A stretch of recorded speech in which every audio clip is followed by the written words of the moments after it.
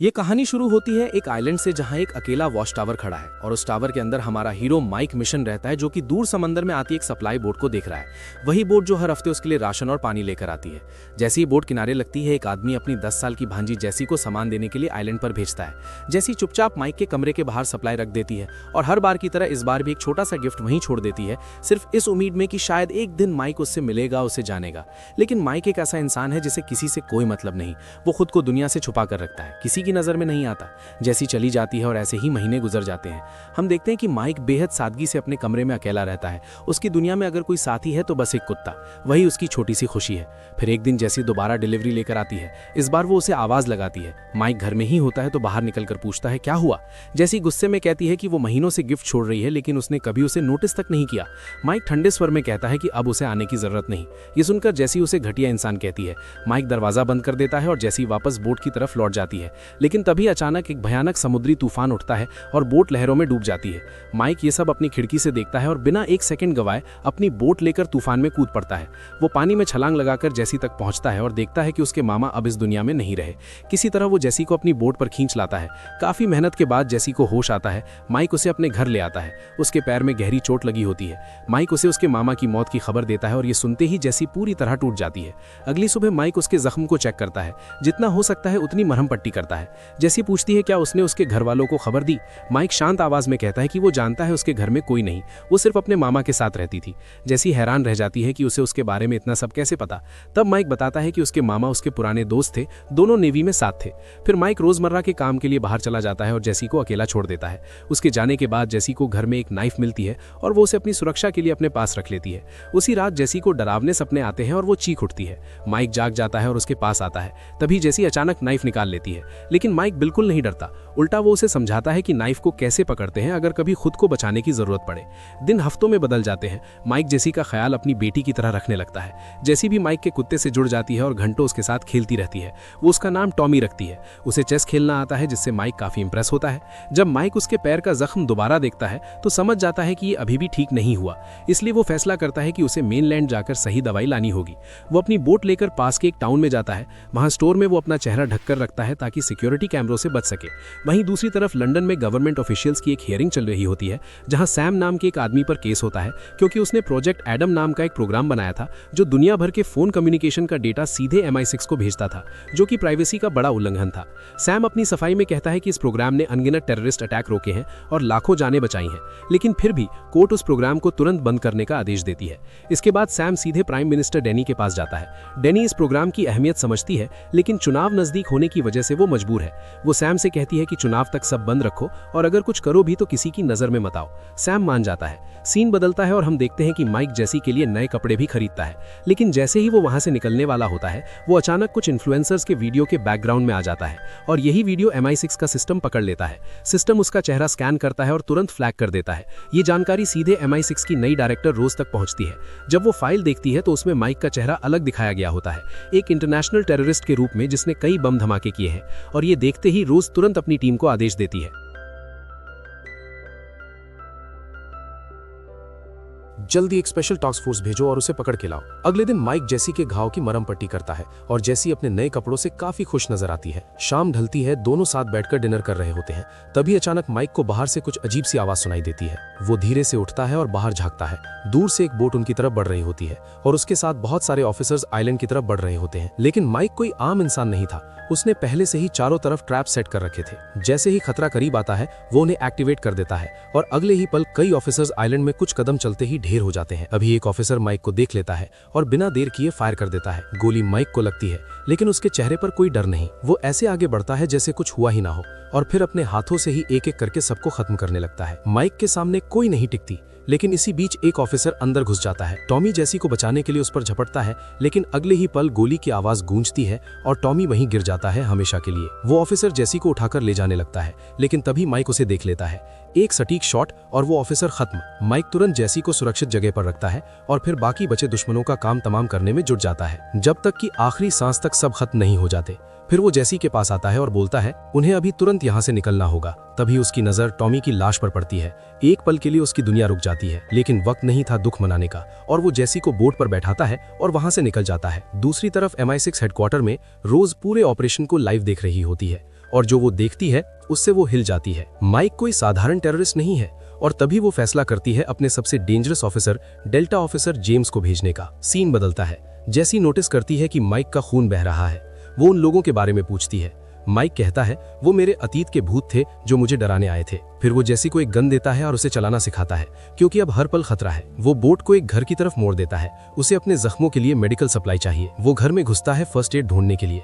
तभी एक छोटा बच्चा उसे देख लेता है और अगले ही पल उसका बाप माइक पर गन तान देता है। लेकिन तभी जेसी वहां पहुंचती है और वो उस आदमी पर गन तान देती है। वो उसे माइक के जख्म दिखाती है और उसकी मदद करने को बोलते हैं। आदमी मान जाता है। वहीं दूसरी तरफ MI6 में एक चौंकाने वाला सच सामने आता है। जिस टेररिस्ट प्रोफाइल से माइक को मैच किया गया था वो असल में उसका था ही नहीं। किसी ने जानबूझकर प्रोफाइल्स बदल दिए थे और माइक की असली फाइल सिस्टम से डिलीट कर दी गई थी। बस एक फेक डेथ सर्टिफिकेट छोड़ा गया था और फिर सच्चाई सामने आती है। माइक एक फॉर्मर MI6 एजेंट था। रोज सन्न रह जाती है। उसे जवाब चाहिए और वो जानती है कि ये जवाब सिर्फ एक आदमी दे सकता है, सेम। दूसरी तरफ सेम को भी पता चलता है कि माइक जिंदा है और वो भी उतना ही शॉक्ड है। वो तुरंत जेम्स को मैसेज भेजता है। माइक एक ब्लैक काइट डेल्टा ऑप है। जैसे ही दिखे शूट कर दो और उस लड़की को भी खत्म कर दो। उधर घर में माइक का इलाज हो चुका होता है। वो निकलने ही वाला होता है कि उसे पता चलता है कि बच्चे ने पुलिस को कॉल कर दिया था। माइक तुरंत उस फैमिली को छुपने के लिए कहता है क्योंकि अब पूरा घर घिर चुका है। रोज स्क्रीन पर सब देख रही होती है। जैसे ही ऑफिसर्स अंदर घुसने लगते हैं बाप और बेटा भागने की कोशिश करते हैं लेकिन दूर बैठा जेम्स स्नाइपर पोजीशन में एक ट्रिगर दबाता है और बाप वहीं गिर जाता है। माइक तुरंत बच्चे को बचा लेता है और जेसी के साथ पीछे की तरफ निकलता है लेकिन वहां भी ऑफिसर्स मौजूद होते हैं। माइक उन ऑफिसर्स को मार देता है और उनकी गाड़ी और हथियार लेकर वहां से निकल जाता है। जेम्स भी माइक के पीछे निकल पड़ता है। गोलियों की बारिश के बीच माइक किसी तरह जेम्स की गाड़ी को टक्कर मारकर पलट देता है और तेजी से वहां से निकल जाता है। दूसरी तरफ रोज सैम को कॉल करके माइक के बारे में सवाल करती है कि माइक की फाइल्स डिलीट क्यों है, सच क्या है। और तब सेम बताता है कि सालों पहले उसने ब्लैक काइट ऑप्स डिपार्टमेंट बनाया था और माइक उसका पहला ऑफिसर था। एक एलीट असैसिन जो बिना सवाल हर आदेश मानता था। लेकिन एक मिशन ने सब बदल दिया। उसे एक फॉरेन ऑफिसर को मारने का ऑर्डर दिया गया था लेकिन माइक ने मना कर दिया और तभी से सेम को लगा कि वो दुश्मन के साथ मिल गया है और अब खुद एक खतरा बन चुका है। सेम कहता है कि माइक उसका बनाया हुआ सबसे खतरनाक हथियार है और उसे रोकने के लिए हर एक सोल्जर को भेजना पड़ेगा। लेकिन रोज अब सैम पर भरोसा नहीं करती। उसकी टीम और गहराई में जांच करती है और उन्हें पता चलता है कि माइक को जिस फॉरेन ऑफिसर को मारने भेजा गया था असल में वो एक साइंटिस्ट था जिसका नाम चैड ए था जो कैंसर का इलाज मुफ्त में करने वाला था। लेकिन बड़ी फार्मास्यूटिकल कंपनियां ऐसा नहीं चाहती थी क्योंकि उनका अरबों का नुकसान होता। इसीलिए सैम ने उसे मरवाने का प्लान बनाया और माइक ने उस आदेश को ठुकरा दिया। यही वजह थी कि वो MI6 के खिलाफ हो गया। सैम सिक्योरिटी कैमरों के जरिए सब देख रहा होता है और उसे समझ आ जाता है कि रोज को सच पता चल चुका है और अब वो पीछे नहीं हटेगी। वहीं माइक और जेसी अपनी ड्राइव जारी रखते हैं। जेसी पूछती है क्या वो उसे उसके परिवार के पास ले जा रहा है। माइक उसे बताता है कि उसकी कोई फैमिली नहीं है। फैमिली सिर्फ कमजोरियां और वल्नरेबिलिटी पैदा करती है। फिर दोनों एक चर्च पहुंचते हैं जहां उनकी मुलाकात फादर डिक से होती है जो माइक का पुराना पार्टनर और MI6 का फॉर्मर IT स्पेशलिस्ट रह चुका है। डिक माइक को एक छोटी लड़की के साथ देखकर हैरान रह जाता है। माइक उसे समझाता है कि जेसी बस गलत समय पर गलत जगह फंस गई थी। फिर दोनों मिलकर ईवा सिस्टम हैक करते हैं और उसे एक्टिवेट करते हैं। डिक पता लगाता है कि MI6 माइक को क्यों हंट कर रही है। उसकी नई आइडेंटिटी एक्सपोज हो चुकी है और उसे जानबूझकर एक टेररिस्ट प्रोफाइल से लिंक किया गया है और धीरे धीरे साफ होता है कि इस सब के पीछे सैम है। माइक डिक से कहता है कि वो जेसी को सेफ रखे जब तक वो खतरे को खत्म करने जाता है। डिक पहले मना कर देता है लेकिन तभी जेसी उसकी कैंसर की दवाई पहचान लेती है और बताती है कि उसकी माँ भी इसी बीमारी से गुजरी थी। डिक टूट जाता है और मान लेता है कि उसे 5 महीने पहले ही डायग्नोसिस हुआ था। माइक अपने पुराने दोस्त के लिए अंदर से टूट जाता है। फिर वो फैसला करते हैं कि उन्हें चैन से संपर्क करना होगा, एक खतरनाक क्रिमिनल जो उनकी मदद कर सकता है। जैसे ही डिक कार तैयार करने बाहर जाता है माइक को अचानक कुछ गड़बड़ महसूस होती है और अगले ही पल जेम्स वहां पहुंच जाता है। फिर शुरू होती है एक जबरदस्त और खतरनाक फाइट। 2 हाईली ट्रेंड किलर्स आमने सामने, हर वार जानलेवा। माइक किसी तरह जेम्स को घायल कर देता है और मौका देखकर जेसी को पकड़कर डिक के साथ वहां से निकल जाता है। जेम्स पूरी स्पीड से उनका पीछा करता है लेकिन वो बच निकलते हैं। रास्ते में जेसी पूछती है कि वो खतरनाक आदमी कौन था। डिक बताता है कि जेम्स असल में माइक का यंगर वर्जन है, वही एजेंट जिसने माइक की जगह ली और अब वही सब कर रहा है जो कभी माइक करता था। फिर माइक और जेसी शहर में अकेले चैन से मिलने जाते हैं। जेसी पूछती है कि वो उसके साथ क्यों नहीं रह सकती। माइक समझाता है कि उसके पीछे जो खतरा है वो बहुत बड़ा है और उसे खत्म करने का सिर्फ एक तरीका है। सोर्स को खत्म करना। जेसी उससे वादा करवाती है कि वो जिंदा रहेगा, लेकिन माइक कोई जवाब नहीं दे पाता। उस रात वो दोनों एक नाइट क्लब पहुंचते हैं, जहां सिक्योरिटी कैमरे उनकी इमेज कैप्चर कर लेते हैं और तुरंत सैम और रोज को अलर्ट मिल जाता है। दोनों अपनी अपनी टीम्स को वहां भेज देते हैं। अंदर माइक की मुलाकात चैन से होती है, एक बड़ा क्राइम बॉस जो उसे जिंदा देखकर शॉक्ड रह जाता है। उसे लगा था माइक मर चुका है। माइक उससे कहता है कि वो जेसी को स्पेन भेज दे, नई आइडेंटिटी और पैसों के साथ, लेकिन चैन मना कर देता है। तब माइक उसे ब्लैकमेल करता है, बताता है कि उसके हैकर के पास उन कंटेनर्स की पूरी जानकारी है जिनमें चैन लड़कियों की ट्रैफिकिंग करता है। अगर उसने मदद नहीं की तो ये सब MI6 तक पहुंच जाएगा। चैन मान जाता है और अरेंजमेंट करने चला जाता है। जेसी उदास है कि माइक उसे अकेले भेज रहा है। थोड़ी देर बाद चैन पासपोर्ट और कैश लेकर आता है और बताता है कि डॉक पर उसका आदमी मिलेगा जो जेसी को स्पेन ले जाएगा। माइक मान जाता है, लेकिन जैसे ही वो क्लब से बाहर निकलते हैं, दोनों तरफ से ऑफिसर्स बिल्डिंग में घुस आते हैं। माइक तुरंत एक्शन में आ जाता है और एक एक करके सबको खत्म करना शुरू कर देता है। क्लब का फ्लोर लाशों से भर जाता है। तभी एक ऑफिसर जेसी को पकड़कर बाहर ब्लैक वैन की तरफ ले जाता है। माइक तुरंत डिक को कॉल करता है। डिक कैमरों को हैक करके उसे रास्ता दिखाता है। माइक बाहर निकलता है, हर दुश्मन को रास्ते से हटाता हुआ, और आखिरकार जेसी को बचा लेता है, जो अब पूरी तरह समझ चुकी है कि खतरा कितना बड़ा है। वो दोनों भागते हैं, लेकिन जेम्स फिर उनका पीछा शुरू कर देता है। आखिरकार वो डॉक पहुंचते हैं, जहां चेन के आदमी बोट के साथ इंतजार कर रहे होते हैं।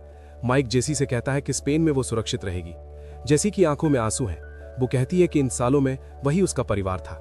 माइक उसे भरोसा दिलाता है कि उसे कुछ नहीं होगा। तभी अचानक एक गोली की आवाज गूंजती है।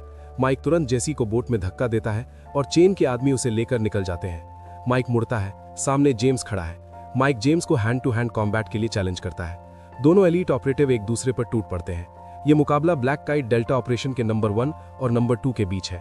दोनों एक दूसरे को कड़ी टक्कर देते हैं, लेकिन माइक साबित करता है कि उम्र सिर्फ एक नंबर है।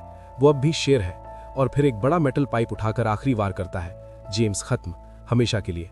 माइक वहां से चला जाता है। अगले दिन सैम अपने घर में होता है। जब वो देखता है कि उसके सारे गार्ड्स मरे पड़े हैं, वो समझ जाता है कि माइक आ चुका है। सैम कहता है कि माइक उसका सबसे बेहतरीन हथियार था, लेकिन उसने ऑर्डर्स मानना बंद कर दिया। माइक जवाब देता है कि अगर उसे पैसों के लिए लोगों को मारना होता तो वो कॉन्ट्रैक्ट किलर बन जाता, MI6 ज्वाइन नहीं करता। सैम उसे समझाने की कोशिश करता है, कहता है पैसा ही दुनिया चलाता है, और उसे ऑफर देता है साथ काम करने का। दोनों मिलकर MI6 चला सकते हैं, लेकिन माइक मना कर देता है। कहता है अगर ऐसा करना होता तो 10 साल पहले कर चुका होता। और फिर एक गोली, सैम खत्म। 1 महीने बाद स्पेन। जैसी एक रेस्टोरेंट में बैठी है, रोज उसे मॉनिटर कर रही है। उसे यकीन है कि माइक उसे यूं ही छोड़कर नहीं जा सकता। बाहर माइक चुपचाप जेसी को एक गिफ्ट भेजता है, एक क्वीन चेस पीस, और मुस्कुराकर वहां से चला जाता है। अंदर जेसी गिफ्ट खोलती है और मुस्कुरा देती है। उसे समझ आ जाता है माइक जिंदा है और कहीं ना कहीं अब भी उसके साथ है।